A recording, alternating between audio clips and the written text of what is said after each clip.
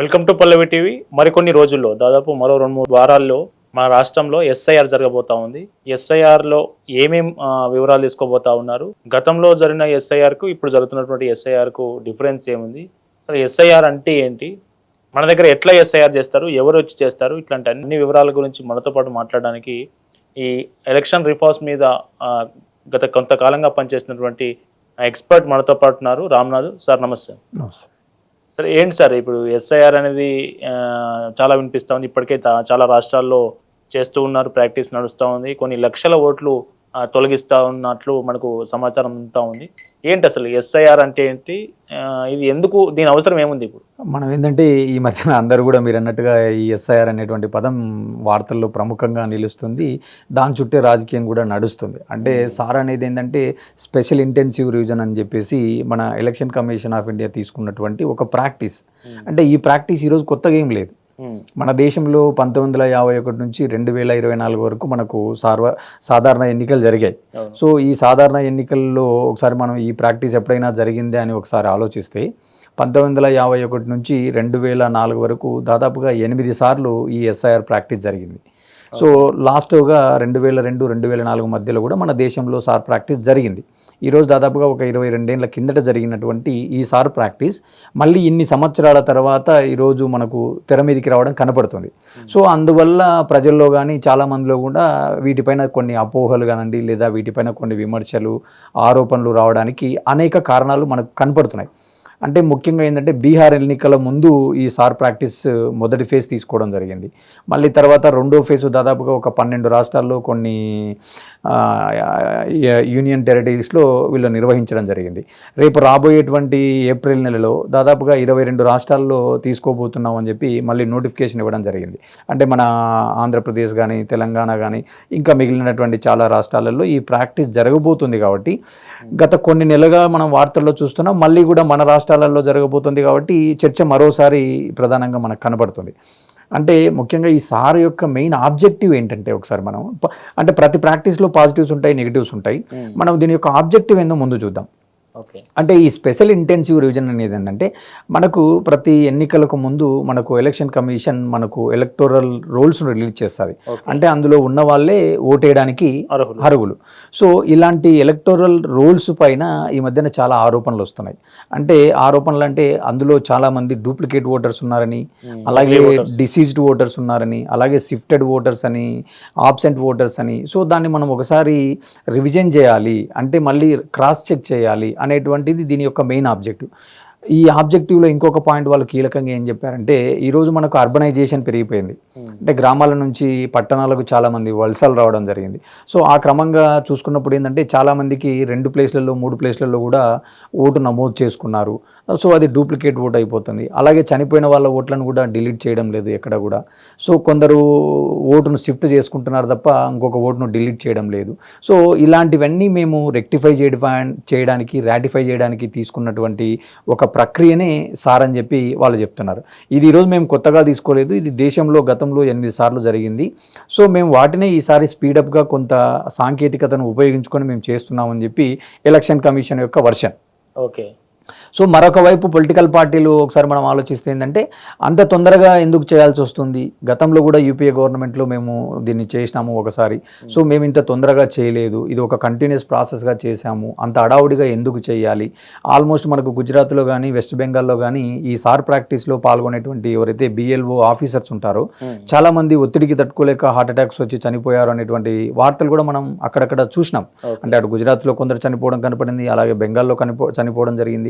So దానికి రకరకాల political కారణాలు కూడా వాళ్ళు చూపించడం జరిగింది. అంటే అనారోగ్యంతో చనిపోయారని కొందరు కేవలం మీ యొక్క ఎలక్షన్ కమిషన్ ఆఫ్ ఇండియా ఒత్తిడి వల్లే చనిపోయారు, వర్క్ ప్రెజర్ వల్లే చనిపోయారు అనేటువంటి చర్చలు కూడా మనం చూసాం. కాబట్టి ఈ సార్ ప్రధానంగా మనకు వార్తల్లో నిలిచిందని మనం అనుకోవచ్చు. ఇప్పుడు బెంగాల్ అంటే బీహార్ లాంటి చోట్ల ఎక్కడైతే ఎస్ఐఆర్ మొదలైందో దాదాపు 7-8 లక్షల ఓట్లు ఒకేసారి తొలగించారు అనేది మనకు చెప్తా ఉన్నారు.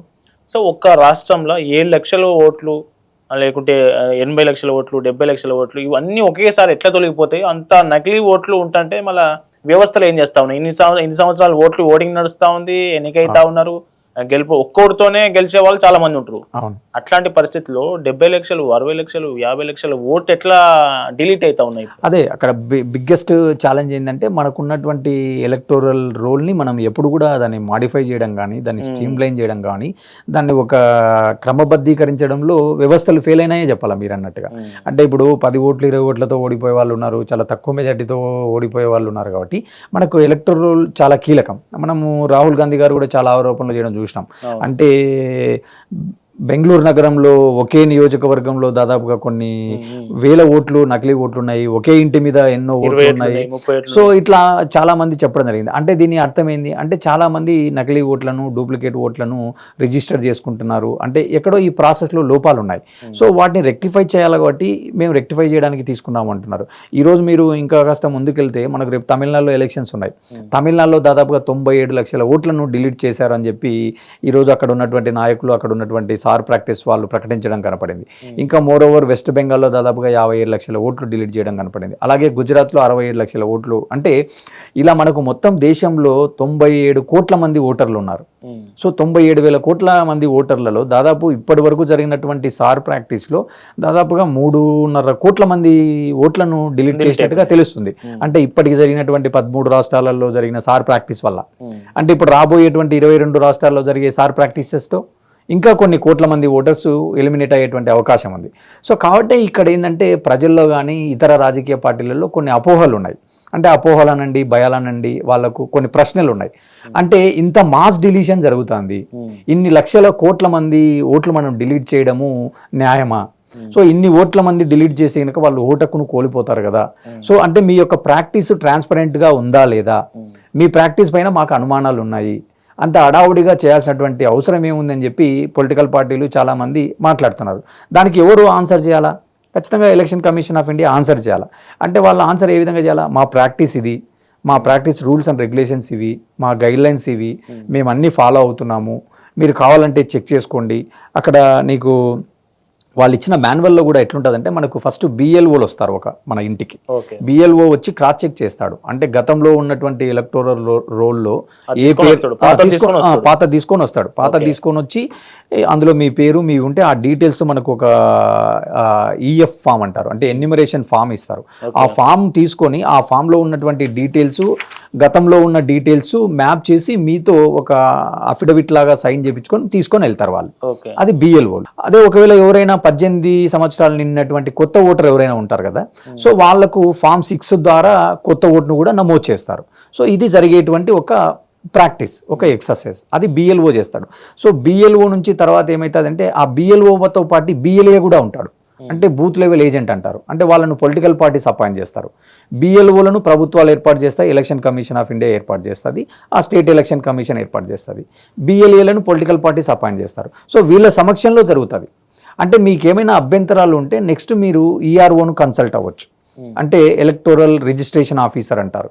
సో ఒకవేళ అతను ఏం చేస్తాడంటే ఈ యొక్క ఎన్యూమరేషన్ ప్రాసెస్ అయిపోయిన తర్వాత మనకు డ్రాఫ్ట్ ఎలక్టోరల్ రూల్ ప్రకటిస్తారు. అంటే అందులో మనకు ఎవరివి ఓట్లు ఉన్నాయి, ఎవరివి తీసేసినారు, ఎవరి ఓట్లు డూప్లికేట్ ఓట్లు అని మనకు అనుమానం ఉంటే మనం కంప్లైంట్ చేయొచ్చు.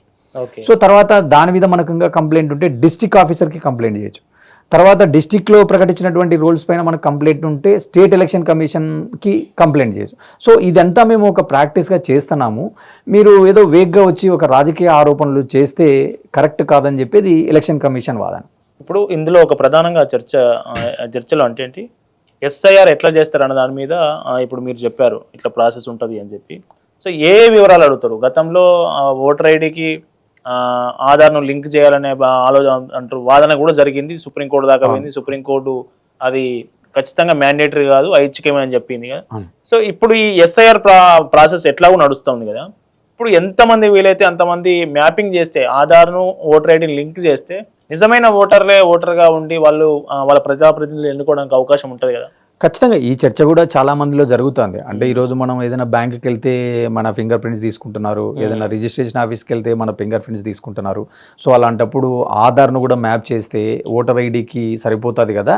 సో డూప్లికేట్ ఓటర్ అనేవాడు ఉండడు కదా, ఎక్కడైనా దేశంలో ఒకే ప్లేస్లో ఓటు హక్కు ఉంటుంది కదా, మీరు ఎందుకు ఆధార్ను మ్యాప్ చేయడం లేదు అనే చర్చ కూడా జరుగుతుంది ఈ మధ్యన. కానీ ఇక్కడ చాలా మందికి తెలియదు ఏంటంటే ఇప్పటికే ఎలక్షన్ కమిషన్ ఆఫ్ ఇండియా ఆధార్ను వాలంటరీ చేసింది. అంటే మీరు ఎలక్షన్ కమిషన్ ఆఫ్ ఇండియా సైట్లోకి వెళ్ళండి, మీరు కావాలంటే మీ ఆధార్ ఐడితో మీరు మ్యాప్ చేసుకోవాలంటే మీరు చేసుకోవచ్చు. అంటే అది ఆప్షనల్, నాట్ మ్యాండేటరీ. ఎందుకు నాట్ మ్యాండేటరీ కాలేదు అంటే అక్కడ నీకు సుప్రీంకోర్టులో కొందరు కేసులు వేయడం వల్ల కొంత మనకు లీగల్గా ఉన్నటువంటి అబ్స్టాకిల్స్తో అది అక్కడ ఆగిపోవడం వల్ల దాన్ని మ్యాండేటరీ చేయలేదు. అంటే ఆ ఓటరు ఆధారు మ్యాపింగ్కి కొన్ని సాంకేతికమైనటువంటి మనకు ఇష్యూస్ ఉండడం వల్ల అది ప్రాక్టీస్ ముందుకు పోవడంలే. అందుకని వాళ్ళు ఏం చేసినారంటే వాలంటరీగా మీరు ఎవరైనా మీ ఓటర్ ఐడితో మీ ఆధార్ను మ్యాప్ చేసుకోవాలంటే మీరు వాలంటరీగా చేసుకోవచ్చు అనేటువంటి ఒక ప్రాక్టీస్ జరుగుతూ ఉంది. దాదాపుగా నాకు తెలిసి దేశంలో 65 కోట్ల మంది ఇప్పటికే వాలంటరీకి కూడా నమోదు చేసుకున్నారు. సో వాళ్ళు ఇప్పుడు దీన్ని ఏం చేసినారు, మన ఈ ఎన్యూమరేషన్ ఫామ్ లో కూడా వాళ్ళు ఆధార్ అని చెప్పి ఆప్షనల్ అని చెప్పి నీకు బ్రాకెట్లు ఇవ్వడం జరిగింది. ఇప్పుడు ఇందులో కనుక మనం ఈ ఎన్యూమరేషన్ ఫామ్ లో మనం చూసినట్లయితే మనకు డేట్ ఆఫ్ బర్త్, అవును, ఆధార్ నంబర్ ఆప్షనల్ అని ఉంది, mobile number, father are Guardian name, father are Guardian name, epic name, epic number, mother's name, mother epic number, spouse name, spouse epic number. అంటే ఇక్కడ మీకు ఆల్రెడీ మీరు గత ఓటర్ లిస్ట్ లో మీ పేరు ఉంటే గనక మీ పేరు ఉంటుంది, మీ ఫాదర్, ఒకవేళ మీరు అన్మ్యారీడ్ అయితే మీ ఫాదర్ పేరు ఉంటుంది. సో మీ ఫాదర్ ఈపీఐసి నెంబరు, నీ ఈపీఐసి నెంబరు, తర్వాత నీ డేట్ ఆఫ్ బర్త్, అదనంగా ఇప్పుడు ఏం చేసినారు వాళ్ళు ఆధార్ నెంబర్ను ఆప్షనల్గా తీసుకున్నారు. అంటే మనకి ఇష్టం ఉంటే మనం ఇవ్వచ్చు. సో కాబట్టి ఏమవుతా అంటే గోయింగ్ ఫార్వర్డ్ ఖచ్చితంగా ఆధార్తో సీడింగ్ జరుగుతుంది, మ్యాపింగ్ జరుగుతుంది. అది మనకు నెక్స్ట్ లేయర్లో ఉండొచ్చు అనేది నా భావన. మీరు ఇంకా ఒకసారి మనం ముందుకెళ్తే మనకు 1952లో సార్వత్రిక ఎన్నికలు జరిగిన రోజు మన దేశంలో ఉన్నటువంటి ఓటర్ల సంఖ్య 17 కోట్ల మంది. ఆ రోజు మన జనాభా 36 కోట్లు, ఈ రోజు మన జనాభా 140 కోట్లు, ఈ రోజు మన ఓటర్ల సంఖ్య 96 కోట్లు. అంటే ఇక్కడ చూడాల్సింది ఏంది అంటే ఆ రోజు దేశంలో కేవలం 16% మంది అక్షరాస్యులు ఉన్నారు. అంటే అంతమంది నిరక్షరాస్యులు ఉన్న రోజులలో కూడా మనం మాన్యువల్గా మనం ఓటింగ్ ప్రక్రియను నిర్వహించినాం. ఆ రోజు మనకు ఇట్లా ఇప్పుడు బ్యాలెట్ పేపర్లు లేవు. ఆ రోజు మనకి ఏంటంటే ఒక్కొక్క అభ్యర్థికి బాక్సులు పెట్టేటోళ్ళు, బాక్సులు పెట్టి ఒక్కొక్క అభ్యర్థికి ఒక కలర్ చెప్పేవాళ్ళు. అంటే ఆ అభ్యర్థి ప్రచారంలో ఏం చేసుకోవాలంటే నా బాక్సు ఈ కలరు, మీరు ఓటు ఆ కలర్లో వేయండి. ఎందుకంటే వాళ్ళంతా చదువురాని వాళ్ళు కాబట్టి ఆ రోజు ఉన్నటువంటి ప్రాక్టీస్ అలా జరిగింది. మనకు మొదటి ఎలక్షన్ కమిషనర్ సుకుమార్ సేన్ గారి ఆధ్వర్యంలో ఆ రోజు జరిగినటువంటి ఒక బెస్ట్ ప్రాక్టీస్. అంటే ప్రపంచంలోనే అతిపెద్ద డెమోక్రసీ మనది. సో ఇలాంటి ప్లేస్లో అంత ఒక మాన్యువల్గా ఎలక్షన్లు నిర్వహించడం అనేటువంటిది చిన్న విషయం కాదు. సో ఆ రోజు నుంచి మనం ఒకసారి ఆలోచించుకుంటే మనం ప్రతి 5 ఏళ్ళకు ఒకసారి రిఫార్మ్స్ చేసుకుంటూ మనం ఎదుగుతూ వస్తున్నాం. అలాగే వాటి ప్లేస్లో మనం ఈవీఎంస్ను తీసుకురావడం జరిగింది.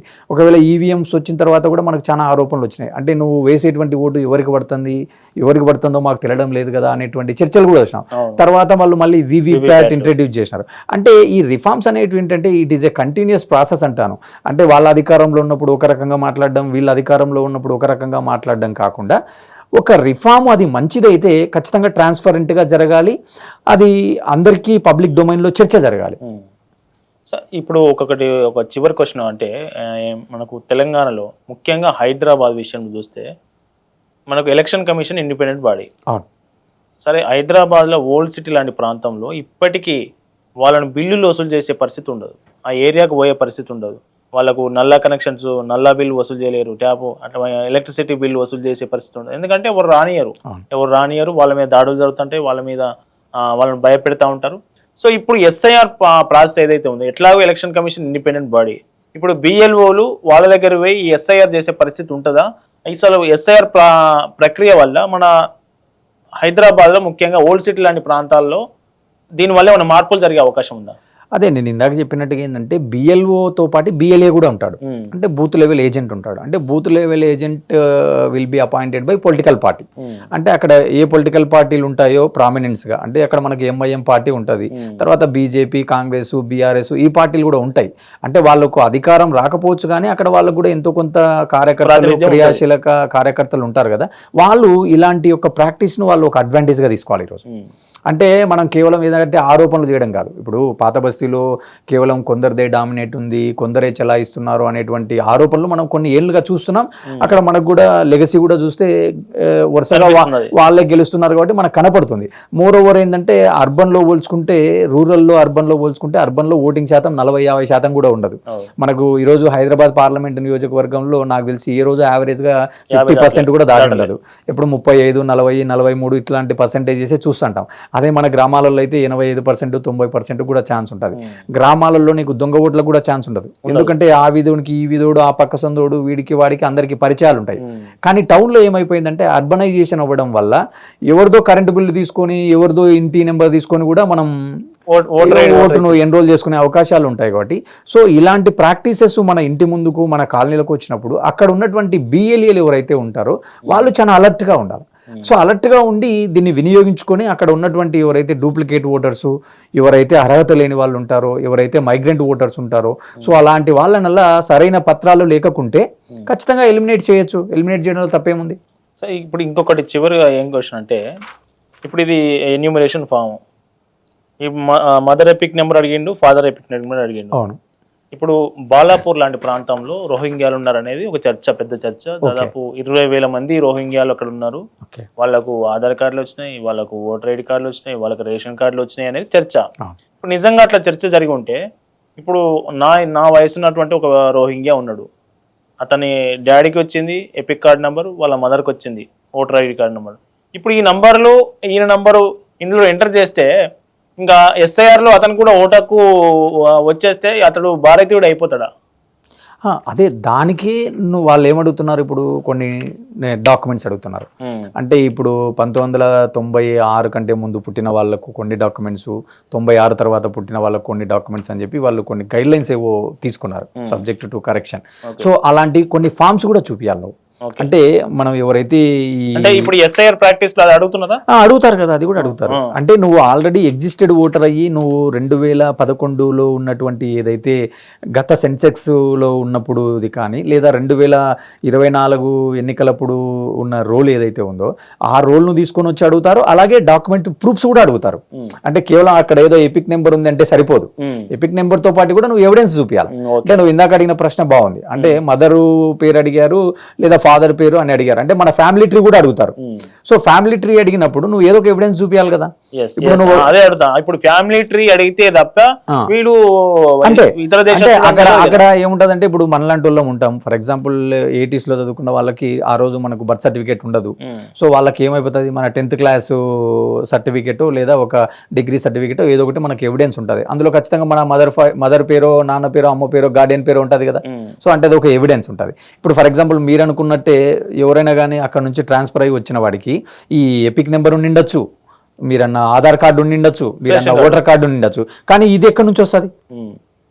ఈ రోజు వాడు ఒక 10th క్లాస్ సర్టిఫికేట్, ఒక బర్త్ సర్టిఫికేట్ పుట్టియలేడు కదా. సో కాబట్టి అక్కడ కొంత చెక్ లిస్ట్ పడేటువంటి అవకాశం ఉంది. సో ఈ ప్రాక్టీస్లో ఉన్నటువంటి బెస్ట్ అడ్వాంటేజ్ అది. అలా జరిగినప్పుడు ఏమైపోతాయంటే ఇలాంటి ఓట్లను కొంతవరకు చేయొచ్చు. కాబట్టి ఇక్కడ ఛాలెంజింగ్ ఏముందంటే, ఇప్పుడు నీకు మైగ్రెంట్ ఓటర్ ఉంటాడు, షిఫ్టెడ్ ఓటర్ ఉంటాడు. ఇప్పుడు ఫర్ ఎగ్జాంపుల్ మనం అర్బనైజేషన్ వాళ్ళం, రూరల్లో ఉంటాం, ఇక్కడికి వచ్చింటావు, నీకు మీ ఊర్లోనే ఓటు ఉంటుంది. ఈ బిఎల్ఓ కానీ లేదా ఈ ఎవరైతే ఈ ఎన్యూమరేషన్ ఫామ్ తీసుకొని వస్తారో అక్కడ మీ ఇంటి దగ్గరకు వచ్చినప్పుడు మీ గురించి ఎవరైనా చెప్పలేదనుకో ఫర్ ఎగ్జాంపుల్, అప్పుడు ఏమైపోతుంది, అది మిస్యూజ్ అయ్యే ఛాన్స్ ఉంటుంది. అంటే అక్కడ ఎవరైనా ఉన్నవాళ్ళు వాళ్ళు ఏం చేయాలా, ఖచ్చితంగా నీకు డీటెయిల్స్ ఇవ్వాలా, నీకు ఇన్ఫర్మేషన్ ఇవ్వాలా, నీకు ఈ డీటెయిల్స్ ఫిల్ చేసి ఎలాగోలాగా వాళ్ళు కమ్యూనికేట్ చేయాలి. ఆ కమ్యూనికేట్ చేయలేకపోవడం వల్ల కూడా కొన్ని మాస్ డిలీషన్స్ జరుగుతున్నాయి. అంటే ప్రజల భాగస్వామ్యం ఉంటేనే ఎస్ఐఆర్ బాగా జరుగుతుంది. ఇప్పుడు నువ్వు గ్రామాలలో ఎవరు కూడా మనకు తెలుసు తక్కువ డూప్లికేట్ ఓట్స్ అనేవి వెరీ రేర్. కేవలం మన విలేజ్ లో ఉండే ఎలక్టోరల్ రోల్స్ లో ఏముంటాయంటే ఈ డిసీజ్డ్ ఓట్స్ అనేవి కొంత డిలీట్ అవ్వవు, కొంత లేట్ అవుతుంది, ఆలస్యం అవుతుంది. అంటే ఎప్పుడు 5 ఏళ్ల కింద చనిపోయిన మనిషి ఓటుగా ఉంటుంది. సో ఇలాంటి విషయాలలో కొన్ని లోపాలు ఉంటాయి. ఇంకా కొన్ని లోపాలు ఏముంటాయంటే గ్రామాలలో అంటే మ్యారేజ్ చేసుకొని వెళ్ళిపోయిన అమ్మాయిలకు ఇక్కడ ఓటు ఉంటుంది, అక్కడ ఓటు ఉంటుంది. సో ఇవన్నీ కూడా డూప్లికేట్ ఓట్సే కదా. సో ఇవన్నీ మనం తొలగించాలి కదా. తొలగించాలంటే ఈ ప్రాక్టీస్ చేయాలి కదా. సో కాబట్టి ఈ ప్రాక్టీస్లో ఉన్న అడ్వాంటేజెస్ ఇవి. సో డిసడ్వాంటేజ్ ఏంటంటే, ఇప్పుడు ఎవరైతే మైగ్రెంట్ ఓటర్ ఉంటాడు వాడికి ఒకే ప్లేస్లోనే ఓటు ఉంటుంది, కానీ ఈ బిఎల్ఓ ఆఫీసర్ వెళ్ళినప్పుడు వాడు అక్కడ ఉండడు. సో వాడు అక్కడ లేడని చెప్పి వాళ్ళ ఓటు తీసేయడం అనేది కరెక్ట్ కాదు. సో అలాంటివి కొన్ని భయాలు ఉన్నాయి. సో కాబట్టి నేను ఏమంటానంటే ఈ ప్రాక్టీస్ మంచిదే, దీన్ని ఆహ్వానిద్దాం. కాకపోతే ఏంటంటే చాలా ట్రాన్స్పరెంట్గా జరగాల, చాలా కరెక్ట్గా జరగాల. ఇంకొకటి ఏంటంటే టైం ఫ్రేమ్ కూడా చాలా తక్కువ రోజులలోనే వీళ్ళు నిర్వహిస్తున్నారు. ఈరోజు మనకు ఆంధ్రప్రదేశ్లో 4 కోట్ల మంది ఓటర్లు ఉన్నారు, తెలంగాణలో 3 కోట్ల మంది ఓటర్లు ఉన్నారు. అంటే దాదాపుగా ఇన్ని ఇళ్లకు వాళ్ళు రీచ్ అవ్వాలి. సో ఈ క్రమంలో వాళ్ళకు టైం కూడా ఇవ్వాలి కదా. ఈరోజు మనం ఏప్రిల్లో అనౌన్స్మెంట్ చేసి జూన్ కల్లా ఫినిష్ చేయాలంటే 2 నెలల్లో ఈ ప్రాక్టీస్ ఫినిష్ అవుతుందా? సో కాబట్టి ఏమంటా అంటే టైం బౌండ్ కూడా కొంత పెంచాల్సి ఉంటుంది. అలాగే ఇంకొక ఛాలెంజింగ్ ఏముందంటే రేపు 2027 లోపల మనం సెన్సెక్స్ కూడా పూర్తి చేయాలి కాబట్టి రేపు మళ్ళీ ఏప్రిల్ మేలో మన జనగణన కూడా ఉంది. అంటే ఈ బిఎల్ఓలకు కూడా మళ్ళీ ఒత్తిడి అయిపోతుంది. అంటే ఈ మనకేమైపోతుంది అంటే ఆశా వర్కర్లు, హెల్త్ వర్కర్సు, టీచర్సు వీళ్ళు 2 దానిలలో పాల్గొంటారు. అంటే యాజ్ ఏ బిఎల్ఓలుగా they will be appointed, at the same time మనకు జనగణన కూడా వాళ్ళని తీసుకుంటారు. సో కాబట్టి ఇలాంటివి కొన్ని రాష్ట్రాలు అబ్జెక్షన్ చెప్తున్నాయి. అంటే ఏప్రిల్లో కాకుండా మళ్ళీ మీరు నెక్స్ట్కు ఈ 3rd ఫేజ్ ఎస్ఐఆర్ను పోస్ట్పోన్ చేయండి, జనగణన అయిపోయిన తర్వాత మనం పెట్టుకుందాం అనేటువంటి వార్తలు కూడా చూస్తున్నాం. కాబట్టి మరి ఎలక్షన్ కమిషన్ ఆఫ్ ఇండియా ఎలా స్పందిస్తుందో చూడాల్సి ఉంటుంది. సో ఇప్పుడు ఎస్ఐఆర్ ప్రాక్టీస్ మన దగ్గర జరుగుతాయి, మనకు తెలంగాణలో కానీ ఏపీలో కానీ జరిగితే ఖచ్చితంగా ఎన్ని లక్షల ఓట్లు డిలీట్ అయ్యే అవకాశం ఉంటుంది? ఇప్పుడు జరిగినటువంటి ప్రక్రియను మీరు అంతా స్టడీ చేసి ఉంటారు కదా. అవును, మనం అప్రాక్సిమేట్గా అంచనా అదే ఇప్పుడు మనము ఫర్ ఎగ్జాంపుల్ ఏమంటారు 7 కోట్ల మంది ఓటర్లు ఉన్నారు మన 2 రాష్ట్రాల్లో. ఇప్పుడు 10% అనుకుంటే ఎంత అయిపోతుంది? దాదాపు 70 లక్షల ఓట్లు వెళ్ళిపోతాయి. ఈరోజు తమిళనాడులో తీసుకుంటే మనకు 97 లక్షలు, అంటే దాదాపుగా 1 కోటి మంది ఓటర్లు మనకు బయటికి వెళ్ళిపోయినారు. ఈరోజు గుజరాత్లో తీసుకుంటే 67 లక్షల మంది వెళ్ళిపోయినారు. అంటే ఎక్కడ కూడా ఖచ్చితంగా ఆ రాష్ట్రాలలో ఉన్నటువంటి ఓట్ల శాతానికి ఖచ్చితంగా ఒక 7 to 8% యావరేజ్గా ఓట్స్ వెళ్ళిపోతున్నట్టుగానే మనం చూడాలి. సో ఇప్పుడు ఈ మనకు హైదరాబాద్ చూస్తే ముఖ్యంగా ఈ ఫేక్ ఓట్లు, డూప్లికేట్ ఓట్లు, నకిలీ ఓట్లు వదులుకోవడానికి కొంతమంది నాయకులు ఇష్టపడరు. ఎందుకంటే వాళ్ళకి సంబంధించిన ఓట్లు కావచ్చు, ఆ ఓట్ బ్యాంక్ అంతా వాళ్ళకి సంబంధించింది కావచ్చు. ఫర్ ఎగ్జాంపుల్ రోహింగ్యాలు తీసుకుందాం. రోహింగ్యాలు కొంత ముస్లిం మైనారిటీకి సంబంధించినటువంటి లీడర్లకు ఓటేస్తారు. వీళ్ళందరినీ వాళ్ళు ఓట్ బ్యాంక్గా చూస్తారు. సో అట్లాంటి పరిస్థితుల్లో ఈ బిఎల్ఓలు వాళ్ళు కరెక్ట్గా ట్రాన్స్పరెంట్గా చేసే అవకాశం ఉంటుందా? వాళ్ళ నాయకులు ఇప్పుడు అక్కడ ఆ ప్రాంతంలో నాయకుల ఒత్తిడి వాళ్ళ మీద ఉండదా? ఎందుకంటే ఇప్పుడు ప్రతి బిఎల్ఓతో ఒక సెక్యూరిటీ అయితే పంపలేవు, మనకు కేంద్ర బలగాలను అయితే వాళ్ళతో పంపే పరిస్థితి ఉండదు. సో ఇది ఛాలెంజ్ ఎట్లా ఎదుర్కొనే? ఆ ఛాలెంజ్ని ఎదుర్కోవడానికే ఇప్పుడు పొలిటికల్ పార్టీస్ చాలా యాక్టివ్ కావాలి. ఇప్పుడు ఖచ్చితంగా మీరు అన్నట్టుగా ఎవరైతే అధికారంలో ఉంటారో వాళ్ళ ఒత్తిడికి కొంత తలొగ్గే అవకాశాలు ఉంటాయి. సో వాళ్ళకుండా స్థానిక పరిచయాలతో ఎంతో కొంత మిస్ మేనేజ్మెంట్ జరుగుతుంది. సో దాన్ని ఎవరు అలర్ట్గా ఉండాలా? అపోజిషన్ పార్టీ వాడు అలర్ట్గా ఉండాలా. అందుకే అంటున్నా కదా బిఎల్ఓలతో పాటు బిఎల్ఏ కూడా ఉంటాడు. అంటే ఈ ఎన్యూమరేషన్ ఫామ్ ని బిఎల్ఏ కూడా ఎస్ఐఆర్ లో భాగమా? ఎస్ఐఆర్ లో practice election commission BLA also appointed by election commission కూడా వానికి ఒక ఐడెంటిటీ కార్డు ఇస్తుంది. సో వాళ్ళు కూడా ఈ పొలిటికల్ పార్టీ రిప్రజెంటేటివ్ గా ఉంటాడు. ఈ ఎన్యూమరేషన్ ఫామ్స్ ను బిఎల్ఏ కూడా తీసుకుపోయి ఒక 50 ఫామ్స్ ఇవ్వచ్చు. అంటే వాళ్ళు కూడా సైమల్టేనియస్ గా బిఎల్ఓతో పాటు ఈ ప్రాక్టీస్ చేయొచ్చు. అంటే ఎవరు కొత్త ఓటర్స్ ఎవరైనా ఉన్నారు, ఇప్పుడు వీళ్ళు ఫామ్స్ ఇస్తారు, మనకి ఇంటికి వచ్చి ఫామ్స్ ఇచ్చిన తర్వాత ఆ రెస్పాన్సిబిలిటీ 1 రోజు 2 రోజులు మనం ఫిల్ చేసి మళ్ళీ వాళ్ళకి ఇవ్వాలా. ఆ పని బిఎల్ఓ ఇచ్చిపోతాడు, తర్వాత బిఎల్ఏలు దీన్ని పర్యవేక్షిస్తారనమాట. అంటే ఎవరికి అనుకూలం ఉన్న వాళ్ళు వాళ్ళ ఇళ్ళకి వెళ్ళడము, ఆ పార్టీ కార్యకర్తలు వాళ్ళు స్టెప్ తీసుకుంటారు కదా. సో కాబట్టి నేను ఏమంటా అంటే బిఎల్ఏల పాత్ర చాలా కీలకం ఇక్కడ. బిఎల్ఓలు కూడా ఏంటంటే ఇది ఒక ఇండిపెండెంట్ బాడీ, మన దేశ ప్రజాస్వామ్యానికి సంబంధించింది, మన దేశ ప్రతిష్టకు సంబంధించింది. మోరోవర్ ఇప్పటికే మన దేశ ఎన్నికలపైన చాలా ఆరోపణలు, నీడలు, అంటే మళ్ళీ మనం తిరిగి బ్యాలెట్ వైపు వెళ్ళాలా, ఈ ఈవీఎంల పైన కొంత అపోహలు, ఇవన్నీ కూడా చూస్తున్నాం. నేనేమంటా అంటే మనం ఈవీఎంలతో కండక్ట్ చేస్తామా లేకపోతే బ్యాలెట్ బాక్స్లతో కండక్ట్ చేస్తామా అనేది పక్కన పెడితే ఆ రెండింటికి ఆధారం ఎలక్టోరల్ రోలే కదా. అంటే ఎలక్టోరల్ రోల్ బాగుండాలి. అంటే ఆ రోల్లో డూప్లికేషన్స్ ఉండకూడదు, ఆ రోల్లో నీకు తప్పుడు తడక ఉండకూడదు. కాబట్టి ఏమంటారంటే ఈ ప్రాక్టీస్ను అందరూ కూడా ఒక బాధ్యతగా తీసుకొని ముందుకు తీసుకపోతే ఖచ్చితంగా దీన్ని ఆహ్వానించవచ్చు అనేది నా భావన.